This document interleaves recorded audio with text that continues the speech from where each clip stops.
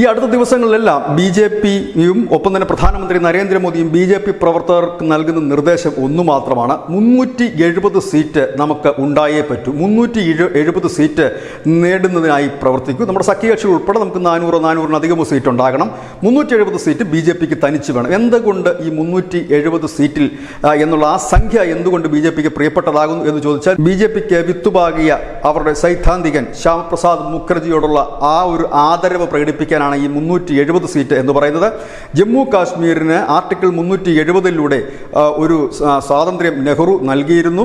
അതായത് അന്ന് മുഖർജി ചോദിച്ചൊരു ചോദ്യമുണ്ട്: ഒരു രാജ്യത്ത് 2 പതാകയും 2 പ്രധാനമന്ത്രിമാരും 2 ഭരണഘടനയും ഉറപ്പു നൽകുന്ന ഈ ആർട്ടിക്കിൾ 370 എടുത്തു കളയണമെന്ന് പറഞ്ഞു. അതിൽ പ്രതിഷേധിച്ചുകൊണ്ട് അന്ന് കോൺഗ്രസിനെതിരെ ശക്തിയുക്തം വാദിച്ചിരുന്ന, മുൻപോട്ട് പോയിരുന്ന, പ്രക്ഷോഭം നയിച്ചിരുന്ന നേതാവാണ് ശ്യാമപ്രസാദ് മുഖർജി.